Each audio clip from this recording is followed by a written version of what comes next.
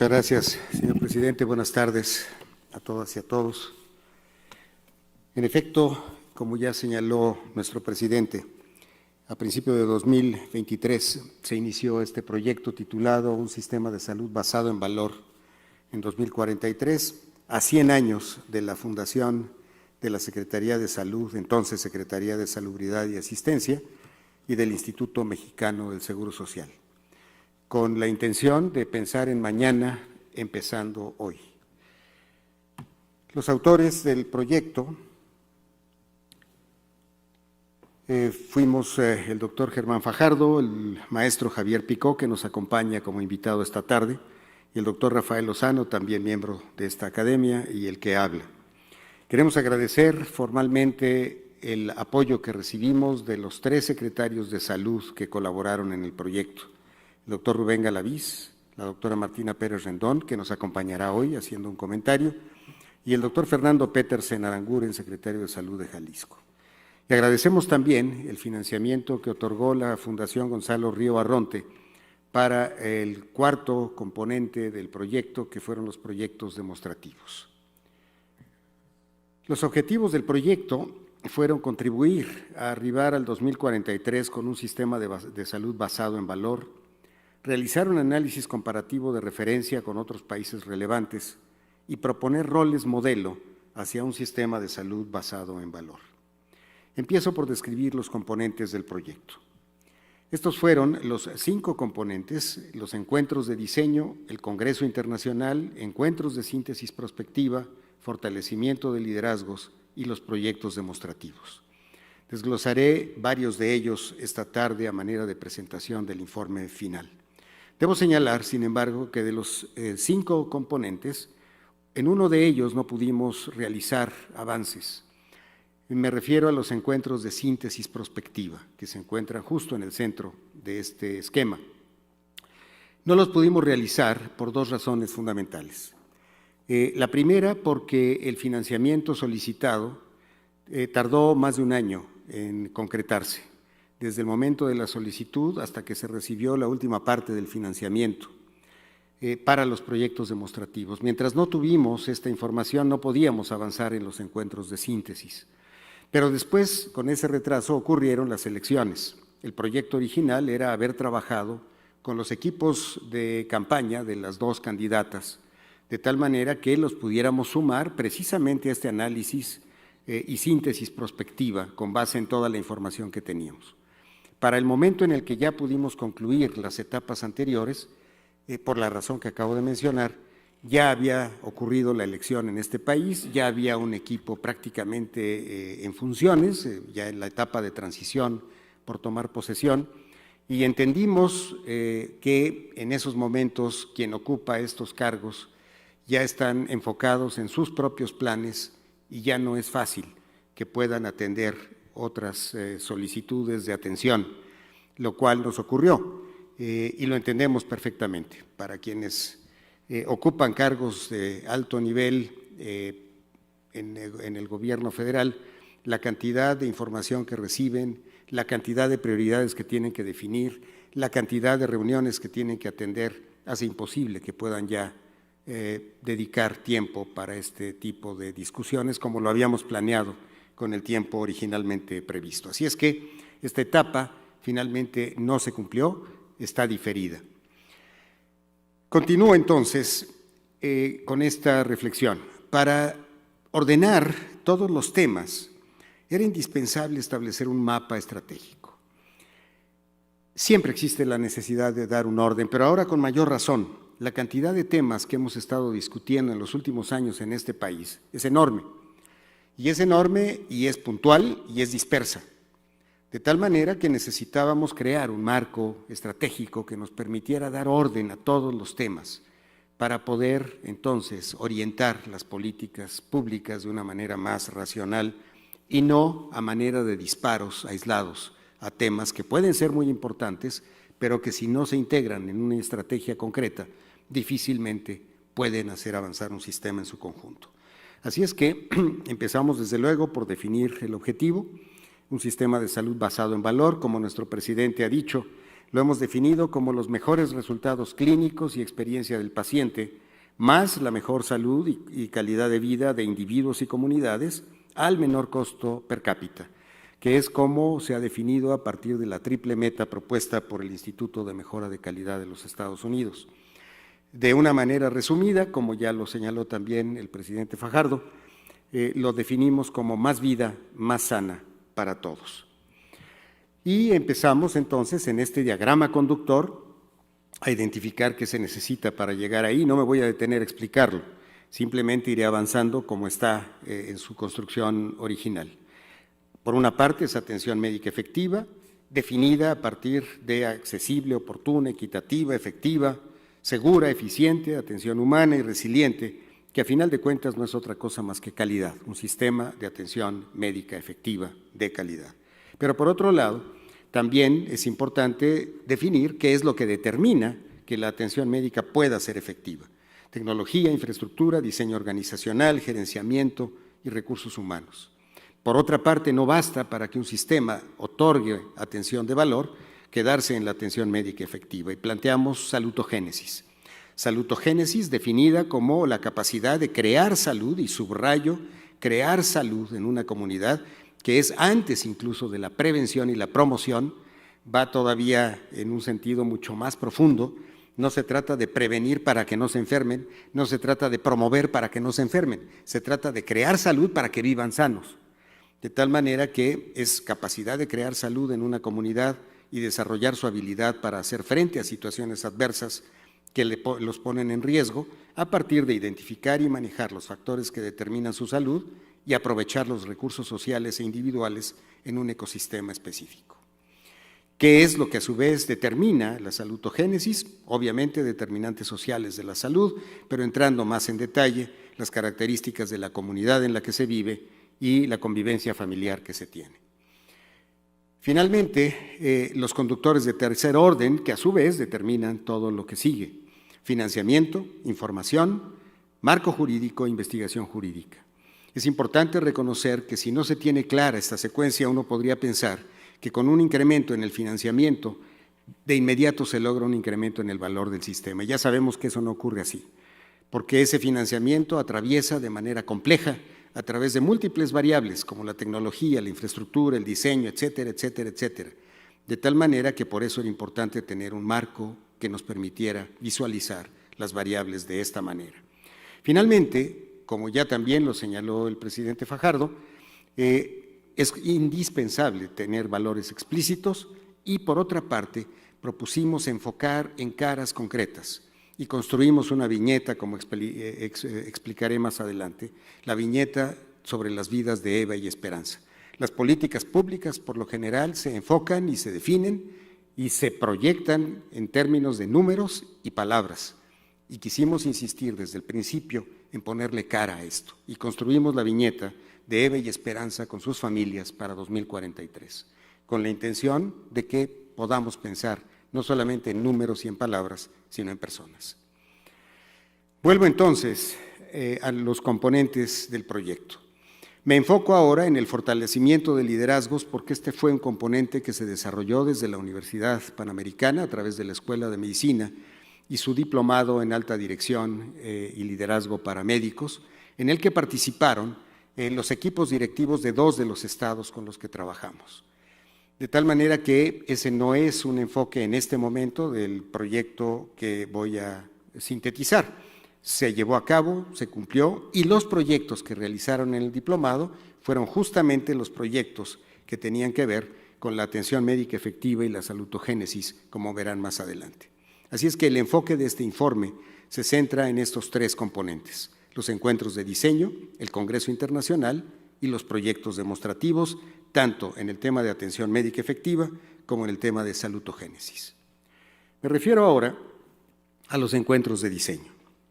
El objetivo de los encuentros de diseño fue identificar posibles tendencias de las condiciones de salud hacia 2043, iniciar la construcción de viñetas de escenarios en 2043 y formular las preguntas para los expertos que invitamos de otros países en el Congreso Internacional. Participaron en estos encuentros 121 expertos seleccionados cuidadosamente, provenientes de 66 organizaciones, 26 del sector privado, 24 del sector social y 16 del sector público, y se realizaron 7 encuentros sobre los temas que ustedes ven ahí: condiciones de salud, personas y pacientes, diseño y conducción, recursos humanos, salud digital, equipos y dispositivos médicos y medicamentos. Cada encuentro se dividió en 7 secciones. La aportación que los participantes pudieran hacer a la viñeta que finalmente se fue depurando, la identificación de necesidades de salud, la definición de prioridades sobre los valores que debiesen regir el Sistema Nacional de Salud hacia 2043, y luego las preguntas que también han sido mencionadas: ¿qué innovaciones deberían introducirse? ¿Qué debe ser preservado del actual sistema? Y si los ha habido, ¿qué daños habría que contener? Finalmente, la sugerencia de los participantes sobre las preguntas que habría que hacer a los invitados al Congreso Internacional. En el caso de la viñeta, como decía yo, la intención fue construir las aportaciones a través de caras concretas: Eva y Esperanza. Y sobre las condiciones de salud en México, quiero pasarle ahora la palabra al doctor Rafael Lozano. Bueno, no ahora, más adelante, porque él nos va a hacer la presentación de sus temas. Sin embargo, quiero, a manera de su comentario, él hizo una aportación muy importante que van a ver en un momento más, precisamente para hablar de las condiciones de salud en México. Pero quiero agregar en este momento, para cuando ustedes escuchen al doctor Lozano, que también hicimos una proyección sobre el financiamiento, una pieza clave, justamente como lo mencioné yo hace un momento. Y quiero llamar su atención a lo que se proyectó al 2043, considerando las tendencias que se habían empezado a perfilar desde 2003. Esto es una construcción de tendencias a partir de los últimos 20 años hacia los 20 años siguientes. Los datos no pueden ser más preocupantes. De continuar las cosas como van, el gasto total en salud en México estará muy por debajo de Chile y Colombia, el gasto en salud per cápita igual, el gasto público en salud como porcentaje de este gasto total en salud también, gasto privado en salud como porcentaje de ese gasto total en salud bajo y el gasto de bolsillo más elevado que en los demás países. Esto es un escenario nada halagüeño si no se modifica la tendencia de una manera firme. Pero además, en un proyecto que se realizó en paralelo a este proyecto, en donde participó el maestro Javier Picó, a quien presentaré en un momento más, con la colaboración del Instituto Mexicano del Seguro Social y concretamente con la participación del doctor Mauricio Hernández y su equipo, se pudo proyectar lo que ustedes ven ahí. Proyectando al 2043 las complicaciones cardiovasculares, el gasto total podría alcanzar 1.533 mil millones de pesos anuales, nada más por este rubro. Si las cosas siguen así y no se controla, es insostenible. En el tema de valores, se les presentó a todos los participantes una lista de valores que se tomaron de otros países. En México no tenemos valores explícitos. Se tomaron de otros países y agregamos el último, atención humana. Estos son los valores que se priorizaron. Y de ellos llama la atención que ninguno de los que estaban a la izquierda pasó en primer lugar. De hecho, se les dio la oportunidad a los participantes de agregar el que ellos quisieran y este fue el que ocupó primer lugar. Después también llama mucho la atención de que el último valor que se agregó pasó a ser el segundo valor en la jerarquía. Y después subieron otros valores que estaban muy abajo: seguridad y rendición de cuentas. Hablando ya de las preguntas centrales en los encuentros de diseño, ¿qué conservar? Si ha ocurrido, ¿qué se ha dañado? ¿Y qué incorporar? Y pusimos el prefijo si ha ocurrido porque no queríamos prejuzgar de ninguna manera que hubiesen ocurrido daños. Así es que por eso se formuló de esa manera la pregunta. ¿Qué conservar? Para cada una de las preguntas se clasificaron las respuestas en estos temas: rectoría, financiamiento, diseño y conducción, medicamentos y otros insumos, prestación de servicios, salud digital, recursos humanos e investigación. Presento a ustedes solamente para la primera pregunta, las respuestas en relación a rectoría. Sería imposible presentarles a ustedes todo, a pesar de que en el informe ya existe una síntesis, pero por eso los invitamos a leer el informe una vez que esté ya disponible en breve. Derecho constitucional a la protección de la salud, Sistema Nacional de Salud Pública, COFEPRIS, gratuidad de los servicios, Consejo de Salubridad General, certificación de establecimientos de salud, rectoría de la Secretaría de Salud Federal, descentralización de los servicios estatales, Instituto Nacional de Salud Pública como generador de información y evidencias, Instituto Mexicano del Seguro Social como institución de seguridad social, en cuanto a sistema de aseguramiento, no necesariamente como prestador de servicios a no asegurados, y vacunación universal. La segunda pregunta, si han ocurrido, ¿qué daños ha habido? Y aquí cito solamente las dos primeras categorías, rectoría y financiamiento. Pérdida de la rectoría de la Secretaría de Salud, transformación sin evaluación, pérdida de la autonomía de los órganos colegiados como el Consejo de Salubridad General, el CONAVA y los comités de normalización, subordinación de COFEPRIS a la Subsecretaría de Salud, pérdida de rendición de cuentas, descentralización, recentralización de los servicios de salud estatales. En el financiamiento, desaparición del Seguro Popular, disminución del presupuesto, pérdida de apoyo a programas preventivos, pérdida de cobertura de gastos catastróficos, aumento de gastos de bolsillo y aumento de gastos catastróficos. ¿Qué debe ser incorporado? Aquí agrego respuestas a otras categorías, porque fueron menos las respuestas, y eso nos permite presentarles a ustedes esta síntesis en más categorías. Rectoría, libre elección del prestador, portabilidad de cobertura, más importancia al primer nivel de atención, fortalecer el aval ciudadano. Financiamiento, pago de servicios entre instituciones y entre sector público y privado, esquemas de financiamiento diversos en todos los niveles, tipo prepagos, diseño y conducción, esquemas de colaboración público-privada y prestación de servicios, humanización de la atención a la salud. El Congreso Internacional. Los objetivos del Congreso fue realizar un análisis comparativo para estimular la creatividad e identificar qué aprender, qué no hacer, qué innovar. Invitamos a los siguientes expertos de estos países: Inge Christensen de Dinamarca, Göran Henriks de Suecia, Lord Nigel Crisp de Inglaterra, Daniel Martín de Canadá, Ronnie Lenz de Chile, Iván Darío González de Colombia y Donald Berwick de Estados Unidos.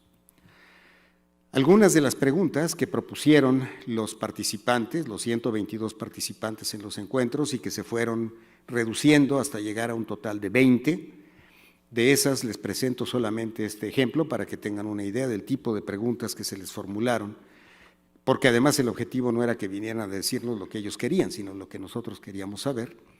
¿Qué recomendaciones haría a personas responsables de sistemas de salud de países de ingresos medios y altos para lograr el mejor sistema de salud del mundo? ¿Cuáles han sido los principales factores de éxito del sistema de salud en su país? ¿Cuáles han sido los principales errores que se han cometido a través de los años que han impedido a su país tener el mejor sistema de salud posible? Si pudiera diseñar el sistema de salud de su país desde el principio, ¿qué eliminaría de lo que hoy lo caracteriza? ¿Cómo se definen las prioridades de salud en su país? ¿Los valores del sistema son explícitos? ¿Cuáles son? ¿Hay prestadores de salud públicos y privados en su país? ¿Podría darnos un ejemplo de cómo están articulados? Conclusiones y recomendaciones del Congreso. Valores explícitos, atención primaria como prioridad, ampliar las competencias del personal para otorgar atención primaria. Las enfermeras tienen un papel muy importante en la atención primaria y me da mucho gusto ver aquí a la maestra, la doctora Rossi, enfermera. El financiamiento es en general suficiente en estos sistemas. Ninguno de los sistemas analizados está centralizado. La prestación de servicios es pública con participación privada, sin desembolso al momento de la atención. Existe libre elección del médico de primer contacto. La co-creación de salud y el autocuidado son fundamentales. En los países desarrollados existe un alto grado de digitalización y la mejora continua de los sistemas es una constante. Como decía yo hace un momento, los encuentros de síntesis prospectiva, cuyos objetivos eran sintetizar consensuadamente las lecciones y propuestas del Congreso, proponer una visión consensuada al 2043 y definir una estrategia 2025-2043, ha quedado diferida. Proyectos demostrativos. Los proyectos demostrativos tuvieron dos objetivos. Para atención médica efectiva, identificar el manejo en mundo real de condiciones de salud prioritarias y proponer estrategias para inducir roles modelo hacia 2043. En el caso de salutogénesis, establecer un marco metodológico como referencia para avanzar en la creación de salud desde ahora hacia 2043.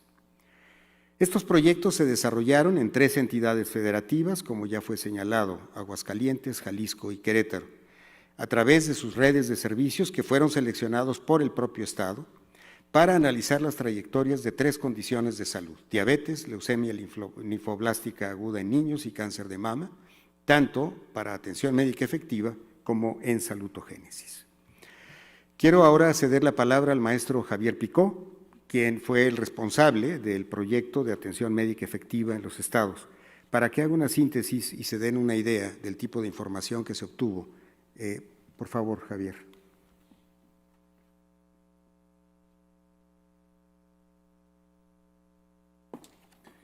Buenas tardes a todos. Gracias, doctor Ruelas, doctor Fajardo. Como comentaba hace un momento el doctor Ruelas, y siguiendo el diagrama constructor que nos ha mostrado, desde el Instituto de Futuros de la Salud siempre nos ha parecido que a la vez que había que estar imaginando el futuro, también había que estar ayudando a los equipos operativos a que realizaran sus proyectos. Y ese es el origen de estos proyectos demostrativos que hoy les vamos a mostrar. Como decía el doctor, se ha trabajado con 3 estados federativos. Lo primero que hay que hacer es agradecer su colaboración. Es muy difícil abrir tu casa para explicar qué estás haciendo y dejarte aconsejar de cómo pudieras mejorarlo. Eso es lo que estos 3 estados han hecho para 3 enfermedades de alta complejidad, y para ello lo que han hecho ha sido hacer un análisis retrospectivo de la información clínica disponible y reuniones de trabajo para explicar la lógica de los datos, que a veces si no es demasiado fría y se pueden malinterpretar. Entonces, tanto en el manejo de la diabetes como del cáncer de mama, como del cáncer de niños, tuvieron a bien abrirnos las puertas de su casa, repito, y darnos la información para ayudarles en el modelo de procesamiento. Se fijaron criterios, como cualquier estudio retrospectivo, bastante rigurosos, que pudieran incluso terminar en un futuro en alguna cierta publicación. Lo más interesante es que, como estábamos hablando también de salutogénesis, no solo se deben contemplar, para tener más vida más sana, las variables clínicas. También incorporamos en los análisis todas las variables que tienen que ver con el entorno económico en el que la prestación de los servicios de salud se realiza, para que el costo sea lo más efectivo posible, pero también todos los componentes sociales que cada día la sociedad nos demanda más que incluyamos en este tipo de evaluaciones y que desde la academia se promulgan, porque ya no solo se trata de recibir atención médica, sino también de ver en qué otros aspectos de los factores productivos del país dicha atención infiere. Les voy a mostrar simplemente 2 ejemplos de 2 de estas enfermedades, por tanto corresponden a 2 de los estados, no hace falta saber cuáles, yo creo que simplemente como referencia para que vean el proceso que se realizó con dichos estados. Se llegó a un análisis exhaustivo desde la sospecha o prevención, no es lo mismo el cáncer que la diabetes, como todos entenderemos, hasta las últimas fases de su tratamiento o seguimiento, ya sea porque permanezcan vivos los pacientes o porque, por desgracia, nos hayan fallecido. Y como ven, se analizaron todos los aspectos y, lo más interesante, se cuantificaron. No vamos a poder hacer un ajuste en un proyecto demostrativo si no tenemos exactamente el tamaño del problema, porque todos podemos intuir qué es lo que puede estar pasando mal, pero que cada estado se haya tomado la molestia de encontrar exactamente el porcentaje o el número o la cuantificación y el impacto de por qué hay una cierta mejora posible, pues esto es lo que hace que se puedan crear planes a futuro. De hecho, lo que ven en la columna de la derecha son los planes de trabajo, porque no solo se trataba de evidenciar las posibles oportunidades, sino trabajar de manera corporativa y colaborativa con ellos en ayudarles a generar estas soluciones. Por cierto, soluciones que están actualmente en proceso de implementación. Solo en este estado, y hablando del manejo de la diabetes, más de 9 iniciativas se percibieron como útiles. Van desde temas tan simples como el acceso masivo a las pruebas, que parecería que es obvio, pero ven a la izquierda que apenas el 23%, o temas tan complejos como integrar a los pacientes dentro del autocuidado.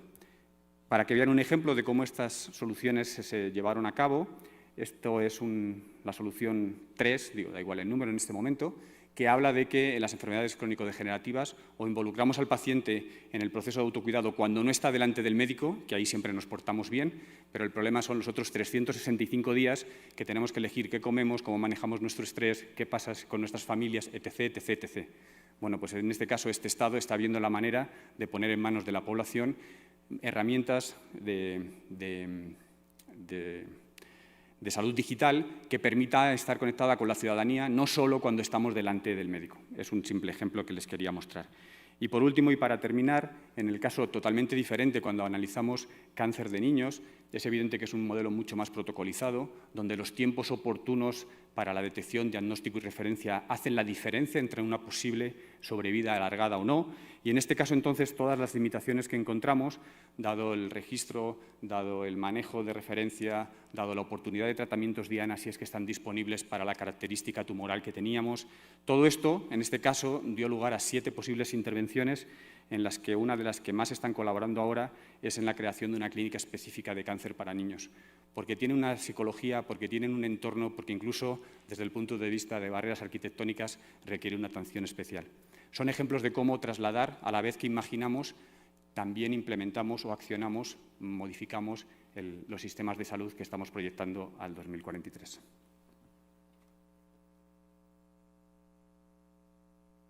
Gracias, Javier. Quiero señalar que toda la información que se obtuvo fue de fuentes directas. En este caso, no fue información que mandaron los estados de sus fuentes regulares, se acudió directamente a las fuentes que estaban generando la información para tener la mayor validez y oportunidad de estos datos. Pasamos a la salutogénesis con 2 ejemplos solamente para ilustrar la manera en la que se concibió este marco metodológico, trabajando con los equipos de los estados, con las redes de servicios de salud de los estados, en donde no pretendo que lean todo lo que está en este cuadro, pero como ustedes verán, se destaca diferentes aspectos desde las acciones, el diseño, los recursos humanos, la tecnología, con un objetivo central: la salud de la casa, de la casa a la comunidad, en el caso de un personaje ficticio, pero que encarna a un paciente con diabetes, pero que también es un hombre con diabetes que no necesariamente es paciente porque la mayor parte del tiempo vive en una comunidad trabajando y haciendo lo que debe hacer, no como enfermo, sino como ser humano que está trabajando como cualquier otro. Entonces, hacia allá se dirigió este proyecto y esto concluyó en planes de acción muy concretos, como ustedes ven ahí, que también se están desarrollando ya en los estados. Las actividades, las personas responsables, las coordinaciones, las fechas de inicio, no solamente dentro del sistema de salud estatal, sino acudiendo a otras instancias dentro del propio estado. Y lo mismo ocurrió en el equipo 3, y hemos preservado la identidad de los estados confidencial porque este fue el acuerdo que se tuvo con los secretarios de salud, de manera que pudiésemos tener la información más fidedigna, sin ningún temor de que fuese a generarse alguna indiscreción sobre los datos obtenidos. Así es que por eso aparecen como equipo 1, 2 y 3. Lo mismo en este caso de cáncer de mama, el tema central es acompañando a Luzma, una mujer que tuvo cáncer, en este caso sí fue una mujer real, pero la tomaron como ejemplo por la vivencia y el ejemplo que esta mujer dejó en su estado. Y ahí están nuevamente todas las acciones, el financiamiento, la tecnología, etcétera. Y el plan de acción, que se presenta de una manera un poco diferente, precisamente para ilustrar que cada estado tiene la libertad de ir desarrollando sus propios planes de acción. En conclusión, es indispensable, nos ha parecido, contar con un mapa estratégico, más que con temas sueltos, construir una viñeta que nos dé la oportunidad de ver caras, de entender a las personas. El análisis de la situación demográfica y epidemiológica, como lo veremos a continuación, es indispensable en las proyecciones que nos presentará el doctor Lozano. Tener valores explícitos parecería que ya es indispensable también hacerlo. Tenemos ya un listado de qué conservar, qué se ha dañado, qué incorporar desde la perspectiva de 122 expertos, que desde luego se compartirá con las autoridades actuales para que lo tengan como punto de referencia. Lecciones aprendidas de otros países nos ha resultado también muy importante, más allá de hablar de desideratum, de cómo quisiéramos ser con respecto a otros países, cuando ni siquiera conocemos lo que hacen esos otros países y solamente se menciona el nombre del país y se reitera el nombre del país hasta el cansancio, sin saber realmente de qué se trataba. Así es que eso ya lo tenemos también con una información mucho más precisa. Y por supuesto, los proyectos demostrativos tienen que seguir. Ojalá podamos seguir avanzando, no desde la academia necesariamente, pero en los estados y más estados en estos dos temas. Y, por supuesto, sigue pendiente la síntesis prospectiva 2043. Con esto, señor presidente, yo concluyo y, si usted me permite, pues le pasaría la palabra al doctor Rafael Lozano para que hiciera el primer comentario.